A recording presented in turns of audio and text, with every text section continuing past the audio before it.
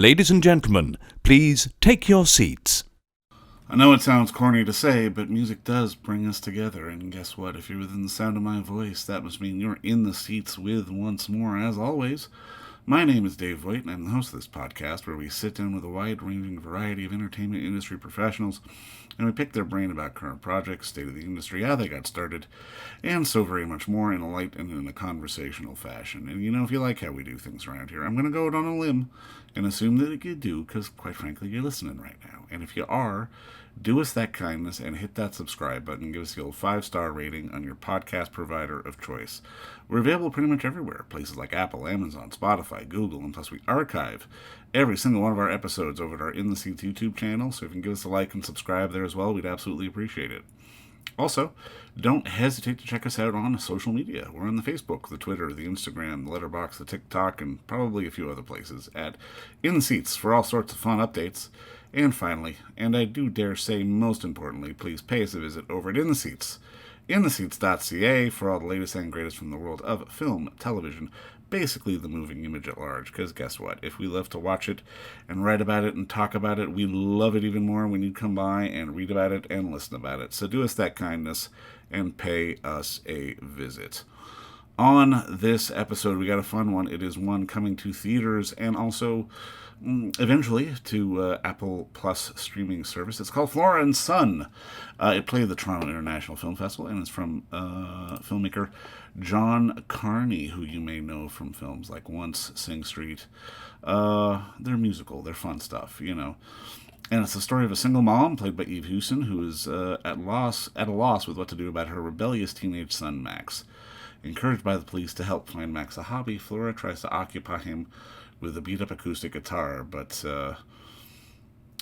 she ends up taking it up herself, and with the help of a LA musician who, he was somebody, but now he's doing online guitar classes, played by Joseph Gordon-Levitt, Flora and Max discover the transformative power of music as they create a bond over just the joy of storytelling and the joy of music and the joy of sharing those things, and how you can really find harmony with other people through song. And it's a gorgeous and it is a fun movie, and we had the unique pleasure during the festival to sit down with the man who helped compose the music for the film, the one and only Gary Clark, who worked with John Carney who has worked with John Carney on a bunch of films. And the music in here is fantastic, and again, it's one of those things where you can see sort of the personality, the heart in the music. And I mean, I think that's one of the big draws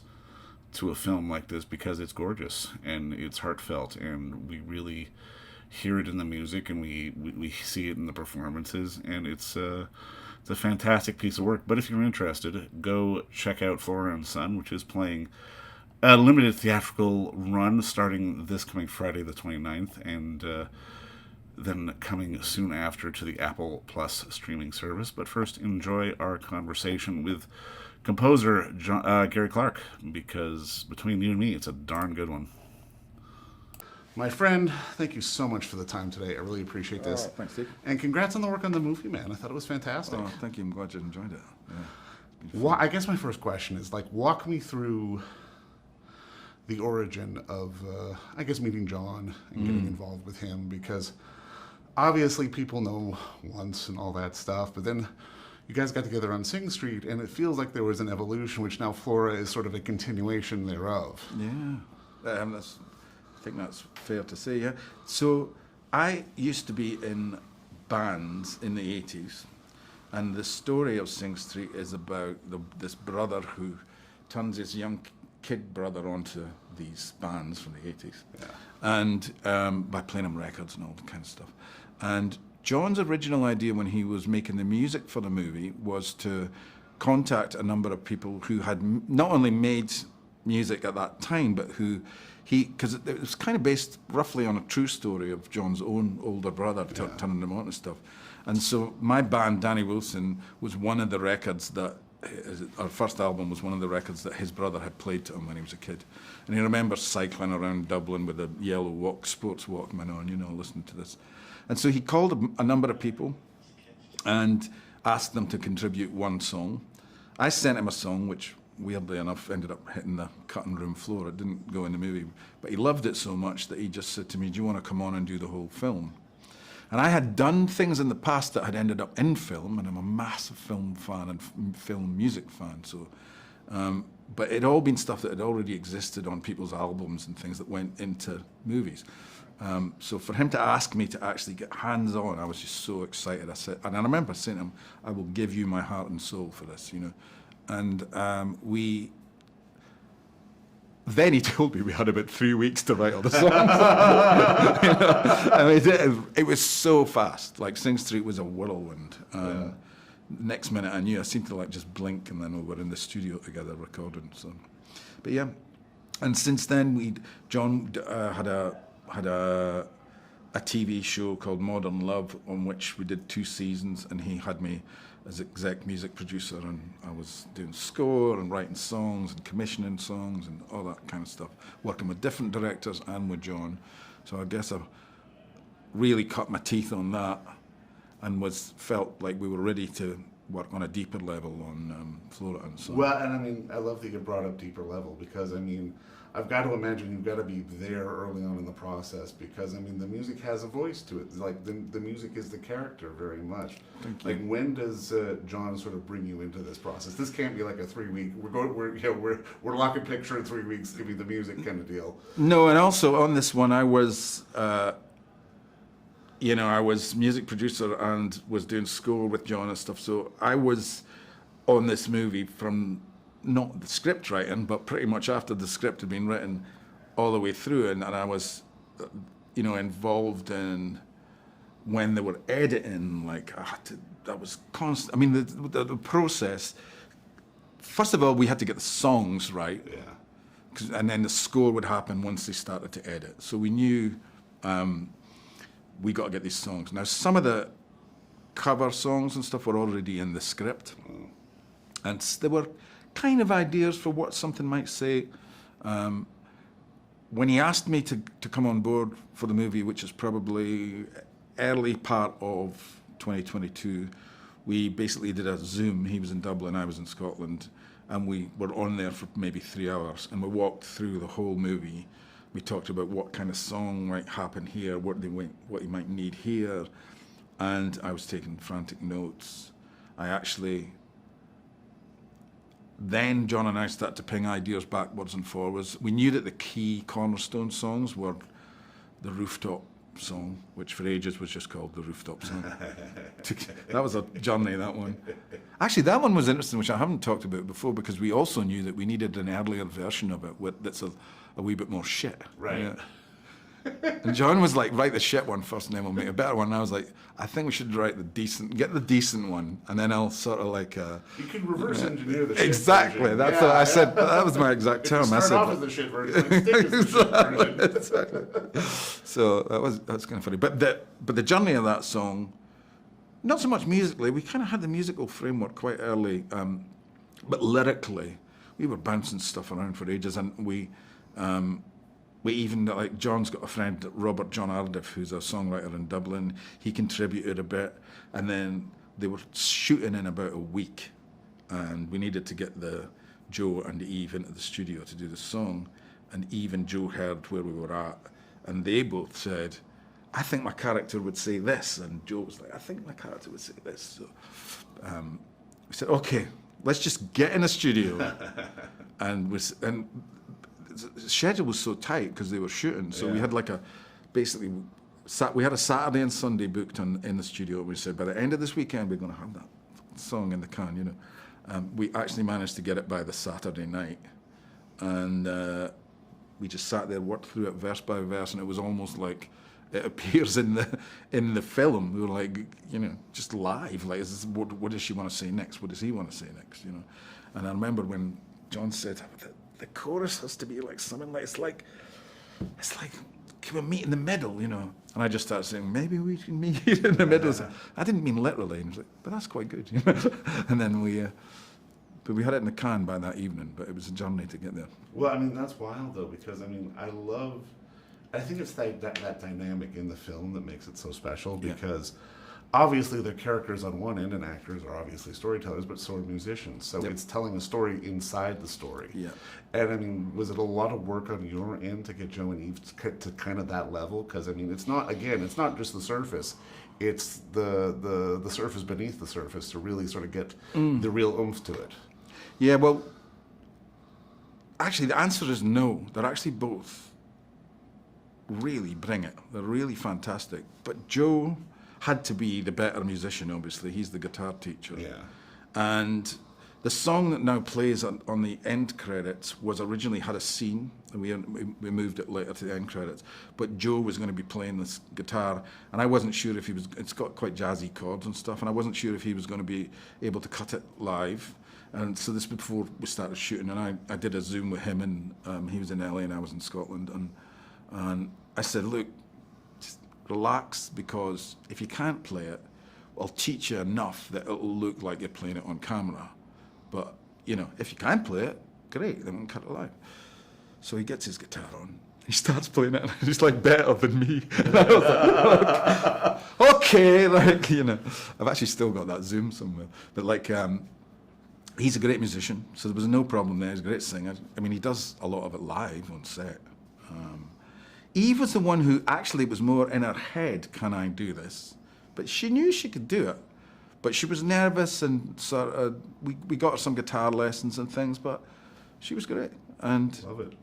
And she is that character. Yeah. So it's more about that, you know. For sure. Now I'm curious, because I'm always fascinated on sort of the working dynamic when, you know, someone who, you know, is and was in a band transitions to the film world and finds someone like John to work with. Like, I mean, I almost have that, you know, Mick and Keith dynamic in my head. And I mean, how is that sort of, how does the band experience compare to the film experience? Because, I mean, they both take a village, but they're different kind of villages. Oh yeah, it's a bigger village, of course. It's more of a city. But the film. Well, the interesting thing about, if you think about John and I both started on Sing Street and what that story is, when he and I compared notes, both of us were practically in Sing Street. There are photographs of John in his school band, and it's Sing Street. And I had my school band. And then we both had music careers before he got into the film thing. He was in a band called The Frames, a Dublin band. And actually, our journeys musically weren't that different. And so, yeah, it is like being in a band together. It is. That's kind of like, although there is a bit more long distance involved because he's in Dublin. Yeah. But nowadays with the technology, we just ping stuff backwards and forwards. And we'll do stuff on Zoom, but a lot of the time he'll just send me a GarageBand session, and then I'll do a bit of work on it, send it back, you know, bounce it around. Now, I mean, obviously, through the history of time, music can stand alone, the moving image can stand alone. But when you put them together, you get magic. I know. What is it about that magic from your perspective that it keeps relationships like yours with John going and just sort of doing these fantastic things? Because, again, in the film industry, we see so many more and more people who are in bands getting more and more creative fulfillment by working in the film side of things. I grew up on, even my band, like our first album was called Meet Danny Wilson, which is an old Sinatra movie. I grew up with all of those classic old musicals that my dad loved, and the relationship between song and dance and music and the story, and it always had a huge effect on me. And so my first kind of, I mean, I was obsessed when I was actually an artist and I was writing my own songs before I sort of started to produce and write for other people. I was obsessed with films, a lot of film references in my songs. And I used to go and watch pretty much every movie. I lived in London at the time, and I would go during the day because the movie theatres would be practically empty. You know, they'd open the curtain just for me. But I used to see pretty much every film that came out. And I was, you know, absolutely obsessed with film and music, and the two of them together, just as you described. I then had a few things placed in film, a few songs that already pre-existed were put into movies, and I was able to see my, you know, hear one of my own things in a film and just be completely wowed by that. And so the next step, which I didn't know how to get into, it was just pure luck. It was just that John called me about. But they'd say that things happen to you when you're ready for them, don't they? You know, there's a sense that. I mean, we wouldn't keep working together if it didn't work on some level. So I think we're supposed to be working together, and I think it's a gift for me, to be honest. I just love doing it, and I love I love being able to affect the film in a beautiful way, hopefully, with music. And you would be amazed at how a different piece of score, well, you wouldn't, you probably know, but how a different piece of score under the same scene would have so dramatic an effect. So it's just a gift to be able to play in that sandpit where you've got image and sound and music. It's just gorgeous. So. And I mean, I got to imagine it's a different kind of creative payoff, because I mean, obviously on one end you can have one of your songs attached to some sort of image or movie, and then it's that chocolate and peanut butter moment, but it's got to be that next level to sort of be able to be their boots on the ground and really shaping it from minute one. It is, and it's also been a massive learning curve for me. Like it was, I've learned so much, and that's what's amazing for me, because I've sort of like been through a lot of different sides of the whole pop music world, and this is the sort of point where you're supposed to be getting too old for pop music, and this whole other world has kind of opened up for me, and it even took me into Broadway with Sing Street, and I'm working on another stage musical, and so there's a whole other world has opened up just through that phone call that John made to me, that I will be eternally grateful for it.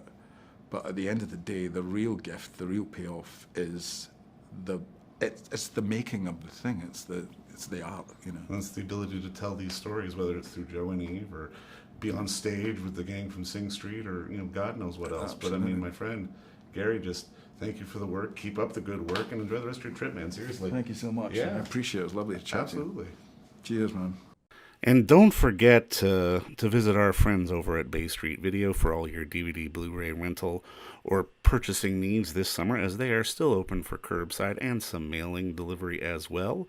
Over at 1172 Bay Street, Toronto, Ontario, Canada, you can give them a call at 416-964-9088. That's 416-964-9088.